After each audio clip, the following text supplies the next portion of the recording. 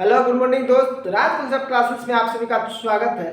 दोस्त कहता है कि इस जीवन में सबसे बड़ी खुशी उसी काम को करने से मिलता है जिसे लोग कहे कि आप इस काम को नहीं कर सकते हैं। तो चलिए दोस्त, आप सभी वीडियो को देखिए, साथ में अच्छे से मेहनत कीजिए। और देखिए फिजिक्स जो है, फिजिक्स ये समझने का चीज़ है, इसमें कोई चीज़ रटने का नहीं है। अगर आप वीडियो एक सीरियल से अगर देखते हैं तो उम्मीद करते हैं कि आपको कोई भी चीज़ रटने का ज़रूरत नहीं पड़ेगा। इस तरह से हम कर देते हैं कि आप अगर वीडियो को एक बार अगर देख लेते हैं तो आपका पूरा कॉन्सेप्ट क्लियर हो जाएगा। तो चलिए आज हम लोग जो जानेंगे कि कोणीय वेग और कोणीय त्वरण क्या होता है। कोणीय वेग, कोणीय त्वरण और कोणीय वेग और रेखीय वेग में क्या अंतर है, उसका क्या ये डेरिवेशन फार्मूला होता है, सब कुछ को जानेंगे।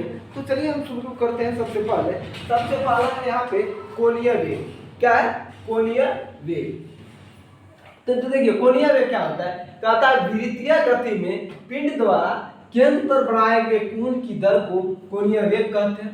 देखिए कोणीय वेग होता क्या है, अगर आप इस वृत्ताकार पथ पे घूम रहे हैं या इस पे अगर आप कोई भी वस्तु इस वृत्ताकार पथ पे जा रहा है, तो मान लीजिए अगर आप यहाँ गए, यहाँ ए है, यहाँ क्या है, ए है, यहाँ पे क्या है, ए है, और यहाँ ए है और यहाँ बी है। तो देखिए अगर यहाँ से यहाँ गए तो ए बी आप दूरी तय किए, अगर एक ही रहता तो ए बी दूरी तय करते। उस दूरी को तय करने में जो समय लगता है, इस समय के अनुपात को हम क्या कहते हैं, चाल कहते। क्या कहते हैं, चाल कहते। या अगर विस्थापन अगर करिएगा, अगर सीधा रेखा में रहता है तो कुल दूरी अब बटे जितना समय लगा, इन दोनों का अनुपात क्या कहलाता है, वेग कहलाता है। लेकिन देखिए यहाँ पे थोड़ा सा क्या है कि अगर आप ये दूरी तय किए, लेकिन इस दूरी के साथ साथ समय के साथ साथ यहाँ क्या होता है, कुछ एंगल भी बनता है। क्या बन रहा है, कुछ एंगल बन रहा है। इस एंगल को हम मान लिए थीटा। क्या मान लिए, थीटा। तो ये एंगल जो बनता है तो इसके साथ यानी कोण बन रहा है। तो कोण बन रहा है तो क्या होगा, कोणीय वेग। अगर सीधी रेखा में समय के साथ परिवर्तन होता है तो क्या कहते हैं, विस्थापन में वेग कहते हैं। अगर यहाँ एंगल बना रहा है, कोण बना रहा है तो क्या हो जाएगा, कोणीय वेग। तो देखिए अगर ए बी है, ए बी अगर यहाँ से आप इसको दूरी कह रहे हैं तो यहाँ ले लीजिए ए बी हो गया। अगर मान लीजिए 1 सेकेंड में, अब देखिए थोड़ा सा बात, अगर देखिए ए बी है, ये इतना लिए पार्ट, अगर हम पूरा लेते तो कितना डिग्री का एंगल बनेगा, पूरा अगर लेंगे वृत्ताकार ये पूरा पथ, अगर तो मान लीजिए एक चक्कर में कितना डिग्री का एंगल बनता है, पता है कितना डिग्री का, 360 डिग्री का। कितना डिग्री का बनता है, 360 डिग्री। मान लीजिए आप 360 डिग्री में चक्कर लगाने में टी समय लिए, कितना समय लिए, टी समय लिए। तो टी समय लिए तो देखिए ये पूरा आप एक चक्कर लगा लिए, यही मान के चलिए। तो अब देखिए अगर इसको हम ऐसे लिखें 2 गुना 180 बाई टी, तो कोई दिक्कत, 360 को तो हम लिख ही सकते हैं 2 गुना 180। अगर इसको हम फिर से आगे लिखें तो थोड़ा सा 2 गुना 180 है तो 180 हो गया। 180 का मान क्या होता है, पाई। पाई बटे कितना हो गया, टी। तो इसी को हम लिखते हैं 2 पाई बाय टी। यही क्या होता है, कोणीय वेग। क्या होता है, कोणीय वेग। क्या होता है, कोणीय वेग। तो देखिए यही बात यहाँ पर थोड़ा सा हम बताए हैं। देखिए इसको थीटा से अगर शुरू करते हैं, जितना एंगल बना और जितना समय लगा, इस दोनों का अनुपात क्या कहलाता है, कोणीय वेग कहलाता है। तो ये एंगल क्या होता है, देखिए अगर 360 लेते हैं तो 360 बटे टी, तो 360 को हम क्या लिख सकते हैं, 2 गुना 180 बाई टी लिख सकते हैं, नहीं लिख सकते हैं 2 गुना 180 बाई टी। तो ओमेगा बराबर होगा, देखिए कोणीय वेग को हम ओमेगा से सूचित करते हैं। देखिए यहाँ पर डिफिनेशन एक बार फिर से देखिए, कहता है विद्युतीय गति में पिंड द्वारा केंद्र पर बनाए गए कोण की दर को कोणीय वेग कहते हैं। कोणीय वेग जैसे यहाँ लिखा हुआ क्या, कोण, कोण दर कहेगा तो उसमें समय से भाग दे देना है। तो कोण कितना बढ़ रहा है, थीटा। थीटा समय दर का रहा है तो टी से भागा दे देंगे, यानी टी टाइम है यहाँ पे। तो ओमेगा बराबर क्या हो गया, अगर हम 360 मानते हैं तो 360 बटे टी। तो ओमेगा का 360 लिए एक चक्कर मान के चलते, एक चक्कर में कितना एंगल बनता है, 360 डिग्री। कितना एंगल बनता है, 360 डिग्री। तो देखिए इसको हम लिख दिए वही 2 गुना 180 बाई टी लिख सकते हैं, नहीं लिख सकते हैं। अगर इसी को आप लिखते हैं तो ओमेगा बराबर 180, 180 को रेडियन में हम क्या लिखते हैं, पाई। 180 को क्या लिखते हैं, पाई। 180 डिग्री बराबर कितना होता है, पाई रेडियन। क्या होता है, पाई। तो हम वही बात हम क्या किए, हम 2 इंटू पाई बाई टी यहाँ हम समझा दिए थे, लिख दिए। ये क्या हो गया, कोणीय वेग। क्या हो गया, कोणीय वेग। क्या हो गया, कोणीय वेग। समझ में आ गया होगा। अब आगे देखिए, कुछ हम जानते हैं रेखीय वेग के बारे में। इससे पहले वाले वीडियो में जब हम स्पीड एंड वेलोसिटी पढ़ा रहे थे तो पूरा अच्छी तरह से पढ़ाए थे। तो देखिए यहाँ पे थोड़ा सा इसमें समझ जानते हैं कि कोणीय वेग और रेखीय वेग में क्या संबंध होता है। तो देखिए कोणीय वेग कहता है, कोणीय वेग तथा रेखीय वेग में संबंध यहाँ निकाले हैं। यदि आप 1 सेकंड में n चक्कर लगाते हैं तो कोणीय वेग क्या होगा, 2 पाई n। समय को अगर 1 सेकंड, यहाँ देखिए अगर t को हम 1 सेकंड मान ले तो t को अगर हम यहाँ 1 सेकंड मानते हैं तो 2 पाई चक्कर मान लिए कि n बार घूमते हैं, 5 बार घूमिए 10 बार घूमिए, लेकिन समय कितना है 1 सेकंड। 1 सेकंड तो यहाँ से हटिए जाएगा, 2 पाई क्या हो जाएगा n होगा कि नहीं होगा, 2 पाई n हो जाएगा। तो वही यहाँ पे क्या किया हम, ओमेगा बराबर 2 पाई n। t का मान 1 सेकंड ले लिया इसलिए t नहीं होगा। अगर कहता t सेकंड में n चक्कर लगाते हैं तो 2 पाई n में क्या हो जाता है t, होता ही नहीं होता। अगर यहाँ पे कह रहा है कि 1 सेकंड में कितना चक्कर लगा रहा है, क्या होगा, ओमेगा बराबर 2 पाई n।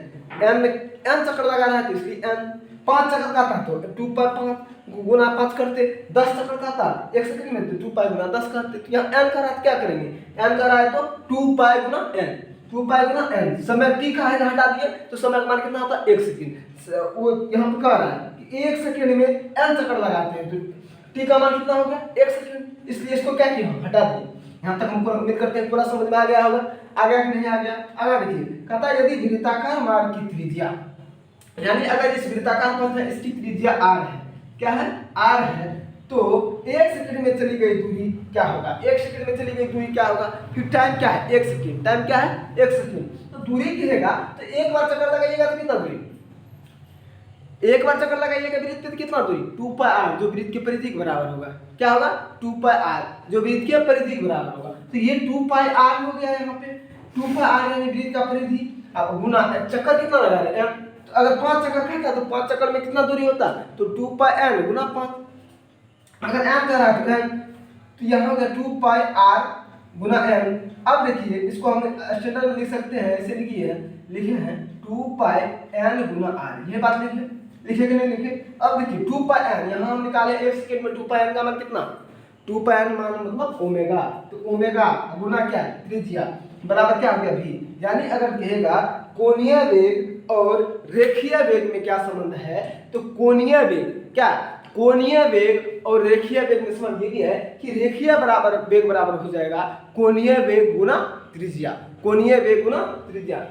इस पथ पे आप घूम रहे हैं उसका त्रिज्या, ये क्या हो जाएगा रेखीय वेग, क्या हो जाएगा रेखीय वेग। उम्मीद करते हैं कि समझ में आ गया होगा पूरा। वही बात यहाँ देखिए, रेखीय वेग बराबर होगा कोणीय वेग गुना त्रिज्या, जो यहाँ ड्राइव किए हैं ओमेगा गुना r। कैसे हुआ सारा बात हम बता दिए। आगे देखिए इसका मतलब क्या होता है, अगर यहाँ हम रेडियन में लिए हैं तो रेडियन समय का मात्रा क्या सेकंड, तो यहाँ होगा रेडियन प्रति सेकंड। इसका मात्रा क्या होगा रेडियन प्रति सेकंड, यानी रेखीय वेग का मात्रा क्या हो गया कोणीय वेग का रेडियन प्रति सेकंड, क्या हो गया रेडियन प्रति सेकंड। चलिए ये किसका मतलब हो गया कोणीय वेग का। आगे देखिए अब कहता है कोणीय त्वरण क्या होता है। कोणीय त्वरण क्या होता है, तो कोणीय त्वरण देखिए यानी एंगुलर एक्सेलरेशन, एंगुलर एक्सेलरेशन। तो जिस तरह से हम बताए थे त्वरण क्या बताए कि वेग में परिवर्तन की दर को क्या कहते हैं त्वरण कहते हैं। जिस हिसाब से वेग बदल रहा है, जितना समय के हिसाब से अगर वेग बदल रहा है तो वही परिवर्तन क्या कहलाता था त्वरण। यहाँ वही बात होगा, कोणीय वेग क्या होगा कोणीय त्वरण, तो कोणीय वेग में परिवर्तन की दर को कोणीय त्वरण कहेंगे, कोणीय वेग में परिवर्तन की दर को क्या कहेंगे कोणीय त्वरण कहेंगे, यानी एंगुलर एक्सेलरेशन कहेंगे। कोणीय वेग में परिवर्तन की दर को क्या कहेंगे कोणीय त्वरण कहेंगे, कोणीय वेग में परिवर्तन की दर को क्या कहेंगे कोणीय त्वरण कहेंगे, कोणीय वेग में परिवर्तन की दर को क्या कहेंगे कोणीय त्वरण कहेंगे।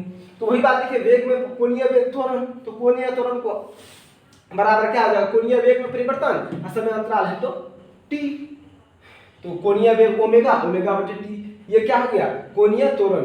अब देखिए इसका असाई मात्रा क्या हो जाएगा रेडियन प्रति सेकंड स्क्वायर, क्या हो जाएगा रेडियन प्रति सेकंड स्क्वायर होगा कि नहीं होगा। जिस तरह से त्वरण का मात्रा क्या होता था मीटर प्रति सेकंड स्क्वायर, यहाँ एंगल का बात हो रहा है रेडियन, रेडियन प्रति सेकंड स्क्वायर, वो मीटर प्रति सेकंड स्क्वायर था त्वरण का, यहाँ कोणीय त्वरण का रहा है तो रेडियन प्रति सेकंड स्क्वायर। वहाँ था क्या मीटर प्रति सेकंड स्क्वायर त्वरण का, यहाँ क्या हो जाएगा रेडियन प्रति सेकंड स्क्वायर। आइए देखिए एक बार फिर से हम देखते हैं इसको। देखिए कोणीय वेग वृत्तीय गति में पिंड द्वारा केंद्र पर बनाया गया कोण क्या कहलाता है कोणीय वेग कहलाता है, क्या कहलाता है कोणीय वेग कहलाता है। वृत्तीय गति के द्वारा केंद्र पर बनाया गया कोण की दर को कोणीय वेग कहते हैं। इसका SI मात्रक क्या,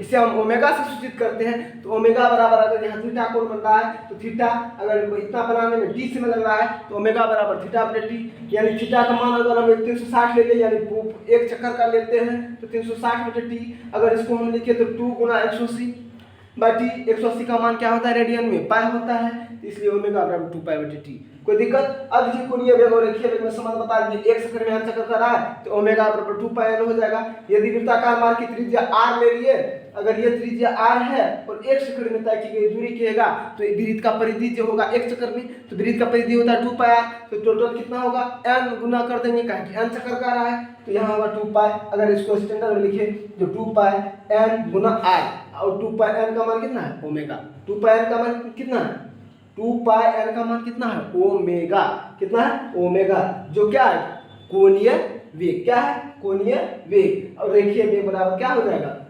ओमेगा गुना r, ओमेगा गुना r।